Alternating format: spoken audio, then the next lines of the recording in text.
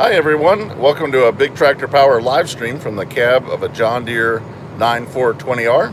I'm up here in the cab with my son Seth, who's riding along today. Hey buddy. Hey. And we're up here with my friend Matt. Hey. Matt's got the red sunglasses on today. Yep. And we're just cruising along in a 420 horsepower tractor with a 26-foot Wishek Disk behind, plowing up corn stalks. Hi everybody, welcome to the live stream. So Matt, how fast are we running out here in the field with this? About 6 miles an hour. If you go any faster, it gets a little bumpy. Hi to everyone. Oh, see we got someone from Massachusetts and Sweden. That's pretty cool. Georgia. Really appreciate everyone tuning in. We're riding along here in a John Deere 9420R, 420 horsepower, and for those just coming in, we've got a 26-foot Wishek Disk with 30-inch blades behind us, plowing up corn stalks today, getting ready for the 2020 wheat crop.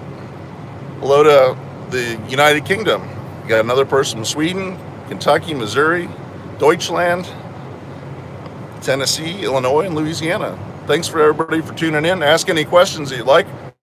We're just riding along here, taking a look at the tillage. Got Montana, South Africa. Bonjour to Quebec, Canada.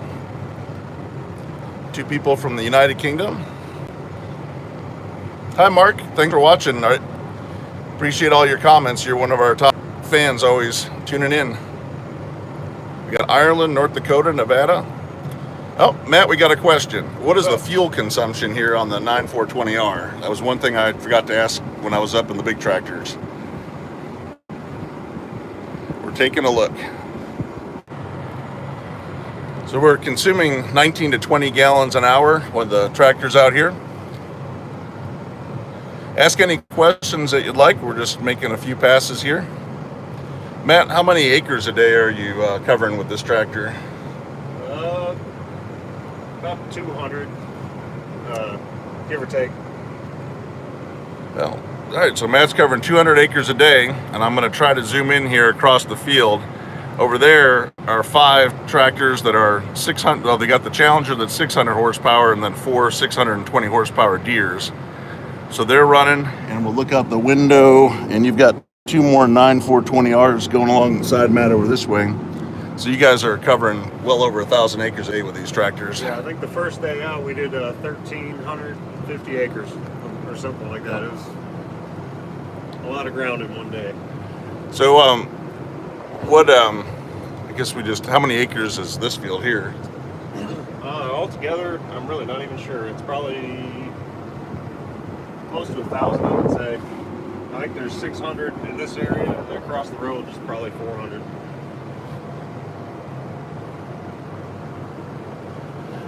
Oh, hi Byron. I'm not going to get down to the Sunbelt Expo. Unfortunately, with all this farming going on, the free time I do have, I try to use it to be out here out in the field, because if I'm at a show looking at equipment, then I'm missing all this kind of action.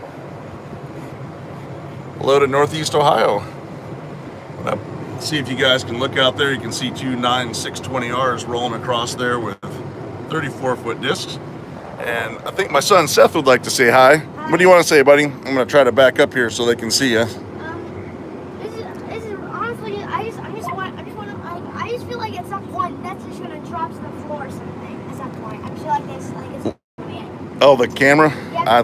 At some point, I just feel like I have to put my hand under there. All right. Well, you catch it if I drop it. All right. Okay. So you want to tell them about your YouTube channel? Yeah. It's called Seth Ninja Dog. We haven't got much done on it because my dad's losing to his friend that can actually do the editing we need. But you, tell them what you like to do. You're not all about tractors. What do you like to do? I really like to in the meantime when I'm usually playing with some of my Star Wars toys, I usually make up battles, and sometimes most of the time I usually play Roblox with my friends, and sometimes Minecraft. Sure. And every once in a while, you like to play Farming Simulator, right? Yeah. You like to drive the truck? Yeah. I'm still seeing what to do to do the train because I'm not sure how I'm going to get a car near the train. Yeah, it's pretty neat to load the train up with grain. Yeah. Well, we're rolling along here.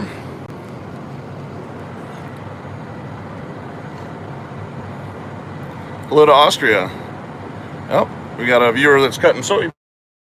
Oh, yeah? I guess Matt will probably be jumping off this tractor and cutting soybeans. I just saw at the shop the other day they were getting the combines ready. Yeah, it'll probably be the end of next week. They're drying down pretty quick. Yeah, we've had about a month of 95 degree to 100 degree weather and no rain, so it's harvest has come a little early.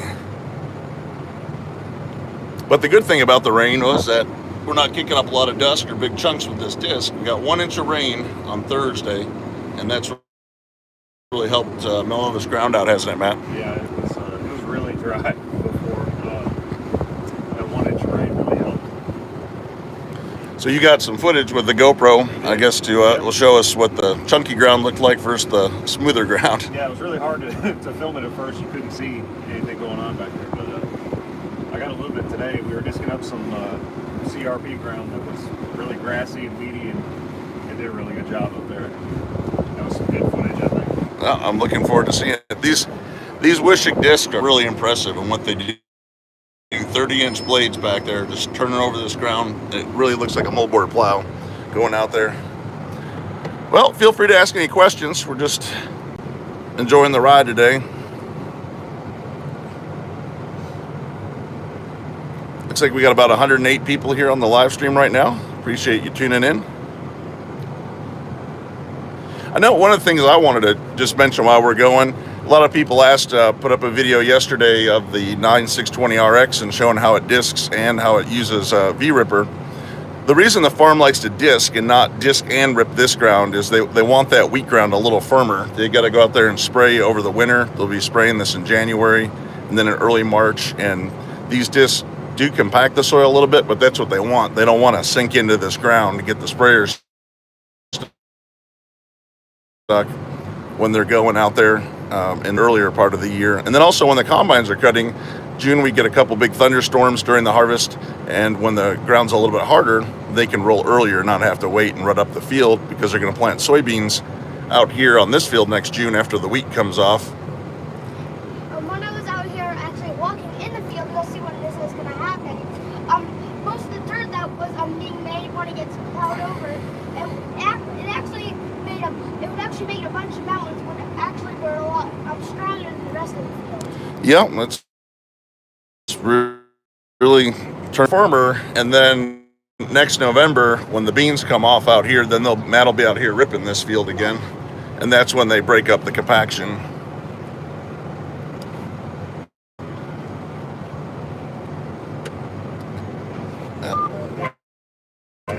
Every other year it gets ripped, every other year it gets disc. It's always that rotation. So it works out well. You break up a lot of residue this time around, and then break the compaction next time. Yep.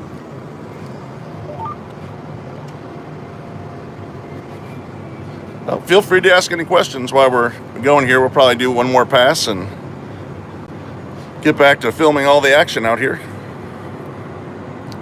Yes, there is auto steer. You can see Matt is not steering. Texting. He's texting and driving. Don't do that. Don't do that. Now this is a Green Star 3000 receiver on this one. Yeah, I think it is. The 6000 receivers are on the planter tractors. They got a better signal, so use those to plant and spray and all that stuff. Well, Randy just said that he thinks your videos are awesome, so we appreciate you being on Big Tractor Power. Thank you for watching. Happy to do it. How much crop rotation is there? So this farm's covering a lot of acres, so half the ground. See down there, those are most of the acres that are left. Yeah, they've got a lot of acres out there to go. And over there, there's more acres down there as More well. tractors that way. So the crop rotation is half the farm goes into corn, and then the other half is in wheat. When the wheat's cut, that is all planted into soybeans, so you get 2 crops off half the acres each year, and then it flips around. So this is all the corn ground going into the 2020 wheat crop, and then that'll also be soybeans next year. And then there's some tobacco and hay. We get to ride along with Matt is the mower guy. There's one mower and you mow it all. Yep. I don't know, 300 acres or one cut in the hay, and that's it. So you mow it, you bale it, and someone else helps you bale it with the other round baler. Yeah, that's right. Any plans to polish my 4786? Yes, we've got a plow day not far from where this field is next weekend, and I'm going to take it out there, get it dusty, and then it's going to get a really good polish. I'm going to hopefully take it to my local John Deere dealer and have them buff it and wax it and get it really shined up.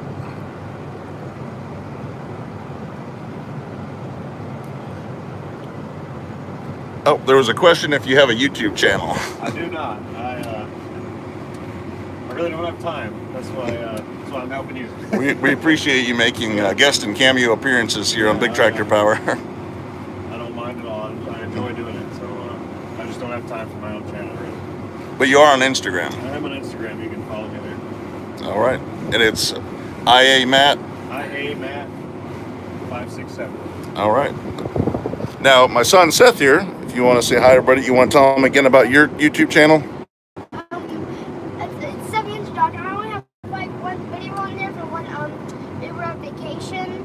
So I'm still just waiting for like my dad to say. He said I had a friend that I was good at editing, and we need editing for mine. And why do we need editing? Because you like doing gaming, right? Yeah, for gaming you have to get it on the main screen, which I've been trying. And I think in Xbox Plus you got to figure out a way to get like your phone and stuff or your camera to like send clips to that. Right. When I send your clips, you can put that on YouTube.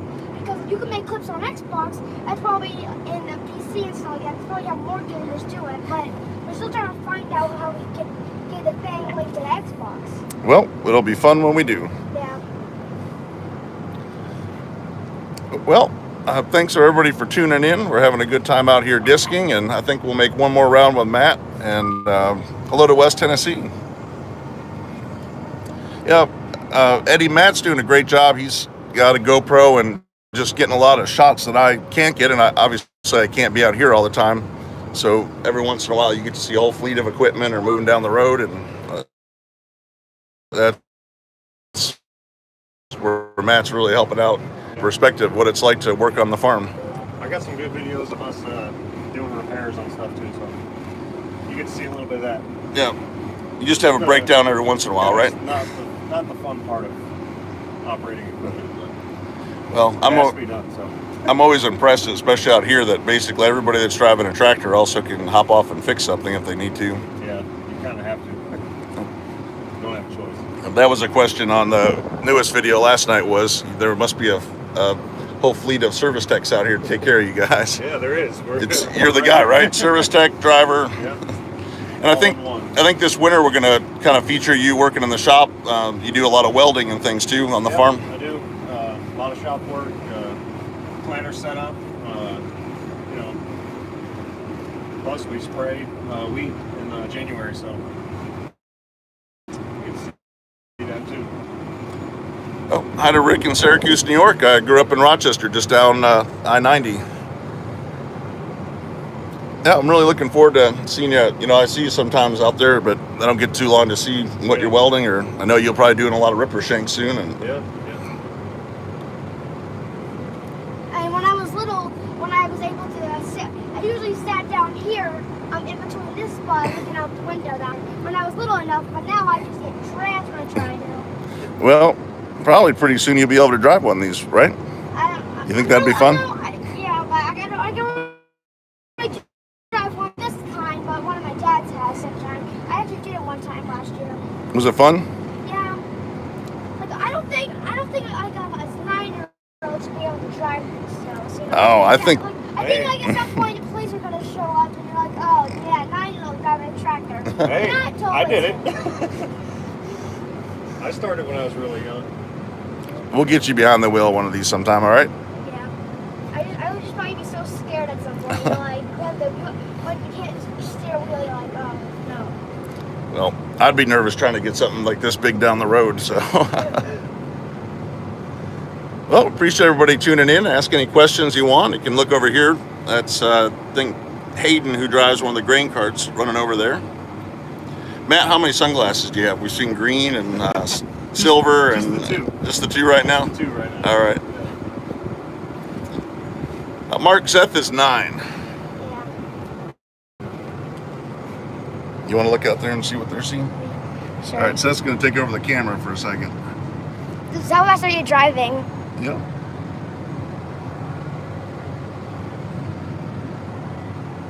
Oh, I guess we'll look out the back. We haven't done that in a little bit. Again, you got that big Wishek Disk back there. 862 NT. I'm really impressed by these discs. I mean, they're just an impressive tillage tool, heavy duty. I know you still, the oldest one out here is a 2003. Yeah. Still going. They're still going. We put a new set of blades on it a couple of years ago because they were wore out, but yeah, it's still going. I remember back then they were running Sunflower and Easy on discs, and that first Wishek came and that changed the whole ball game. Look at all that dust back there. Yeah, that's the, if you see that dust over there, that's the lime spreaders. There's 3 lime spreaders crisscrossing over there in tobacco. In real life, it looks really amazing. It kind of looks like somebody just crashed down there. It does. It looks like an airplane might have come in there, landed. Yeah, like a crash landing on Star Wars usually. Yeah. And an escape pod would kind of make that kind of trail. So, my mom, since my mom lives near one of these fields back here, not too large, we usually find a bunch of dust devils that kind of look like that, but kind of like a tornado, but with dust. Yep, we definitely get some dirt devils out here when it gets hot. Yeah. And they're really amazing because when we usually see them, they look very amazing. They're not. They're very common when you have like a storm, but when it's. So we had a question here a minute ago. Mark, what kind of tobacco? There's burley tobacco and dark fire tobacco. 2 kinds here. I think the largest dark fire tobacco farm in the world's here in Western Kentucky. This farm, you guys put out 350, 400 acres? Yeah, somewhere 350, somewhere in that area. Now, there was a question of, do I just stick around Kentucky or do I travel? I do. I get out to Iowa. I try to get home to Western New York, where I grew up sometimes. I've got good friends that are filming in Wisconsin and New York for me now. I've got a new person in Montana filming. We've got some Montana footage coming up in northeast Iowa. Kentucky's got so much farming. It's actually hard to travel because I'm going to miss something here. There's a lot of good classic stuff around, and of course these big modern machines. So, man, I see you're taking it at an angle. Is that just the best way to plow it up? Or? Yeah, we usually do our tillage passes at an angle. There we go. Yeah, the farm did try out a Dagelman a few years ago, I guess in 2017. We've got one farm in town's got a Kinsey mock till that I filmed, and I haven't put it up yet, but the mock tills do a really nice job. Do I have anyone filming in Michigan? I do not. I would love to get some coverage from Michigan. I would love to, cover the rice and sugarcane down south, sugar beets up north. I definitely want to continue to expand my coverage. I've got a bunch of vegetable harvesting coming up. I've spent the last 3 years filming. My friend John in Wisconsin also covering all sorts of veggie crops, so we'll be getting a lot of videos out on that. How old is this farm? I need to ask the brothers that kind of run it. I know it goes back probably to the 1850s or something like that. Yeah, I would say so. It's been here a long time. Very well respected in our community. It's just a great operation. Hello from Glasgow, Kentucky. I have been over to Glasgow a couple times this year to film some chopping. Hey, Scruffy. Scruffy, Mike Les and I think that you have to be our #1 fan for both channels. We really appreciate you watching. Who's Scruffy? Scruffy, he's one of our viewers. He comments on almost every single video that comes out. That's actually good. Yeah, it's kind of like a few people who actually do get those kind of people. Yep. I've actually watched a bunch of channels that actually do live stream, and every one of them, I always see one of their #1 fans always tuning in. So. Yeah, we've got 2 really good fans. We've got Mark on here and Scruffy. Those are 2 really good friends. Does this farm only run John Deere? For the most part, they do have a Challenger MT875E. They've been running one Challenger since 2006. Before that, they had a Case IH STX 450 Steiger quad track, and then before that, there was a Ford 1156. So there's always at least one oddball tractor out there, according to the rest of the guys here, right, Matt? Yeah, that's right. Nobody wants to touch the non-John Deere tractor. Yeah, that's right. Those are always Billy, one of the brothers. He always likes to have an oddball tractor, so that's his. Well, I like the oddball. I like John Deere, but I like the oddball. So I've got a ride along with Billy and the Challenger coming up on the channel where we talk about. They've got a 9RX, 4-track John Deere out here. You got 3 triple tractors out here, and then 3 with dual. So we talked a little bit about that. I saw a question about IVT. Yeah, it is. I guess it must be 3:47 here. Someone was asking. Yep, it's 3:47. We're on Central Time. So, ask any questions you like. I think this will be our last pass going across. I've said that twice already, but we're having a good time. So, if you look over here, I'm going to zoom in. You can see the other 2 9420Rs and the 26-foot Wisheks going behind them. One of them's got a harrow on it. Oh. Hey James, thanks for watching. We appreciate it. We got lots and lots of tractor videos if you want to check them out. Do they lease the equipment? I tell you, I don't ever ask the farm's business, but I will tell you that this farm is a very conservative and well-run operation, and they're doing a-okay. Is it hard on fuel? Yeah, Matt checked it earlier. This is running about 19-20 gallons an hour. I think he's gonna take a look here again. Let's look and see how many gallons to the acre that is. It's I have an average of 1.3 gallons an acre. Okay. How deep is the Wishek running? It's going about 5 inches, Matt. 4 or 5? Yeah, 5, 6. The other day it was only going about 2 or 3 because it was so dry, but now it's sinking in pretty good. Oh, They're doing a really good job. Well, we got a viewer with a 9250 Case International Steiger. It's one of my favorite tractors. My neighbor bought one of those when they were new. I had a question earlier today, too. Here, you can see this is the grain cart scale, isn't it, Matt? Yep. For the Kinsey carts. Yeah, that's it. Someone was asking... How fast was this? We're going 6 miles per hour. Someone asked that one on my head. Okay. Who determines how full the grain cart gets? And I'm assuming it's you as the combine operator. Yeah, I mean, we can kind of eyeball and see, how much a truckload is. A lot of times, if you're really far away from the truck, though, and you want to get your combine empty, you load them up pretty heavy. But most of the time, we'll tell the cart driver when they're full. They always know by looking at the scale. So they can both of us know they're full. They can kind of use a scale to load the truck properly. And yeah, that's right. It's but those carts, they're 1,000 bushel cart, but you can heap 1,200 bushels on them when you're way out there. All right. Well, I don't know if anyone else has got any more questions here. I have a question about this thing over there. All right. What are you looking at, Seth? Does they actually count all this green stuff that I see out here, like all this green stuff? Does that count all the most of that blue stuff? There's the stuff that you plowed, yep. And all that gray is stuff you've not plowed. That's right. You can see here, this is the field that we're in. The dark blue is what we did. The light blue are the 2 other tractors over there. Yeah. So this tractor can talk to the other 2 tractors over to our left. They know right where they are, and it's kind of like having an iPad. That's right. They can talk to each other. We're running on the same track number, so when I meet up where he started, it'll be a perfect 26-foot pass. It won't have any skips or overlaps or anything like that. That's kind of cool. Yep, it's really cool. Yeah, this tractor is being run by a satellite from outer space. I don't think that's really true. Then he would not be probably here. It is true. Yeah, it is true. I had some people that tell me it wasn't true either, but it is. I can tell you how many satellites. All right, well, I didn't know that. That's cool. They're here, yeah. Tracking satellites, 19. 19 satellites. Yep. Like, how much money does NASA have to pay for these tractors? Like, oh yeah, like $20 billion for tractors. That seems fine.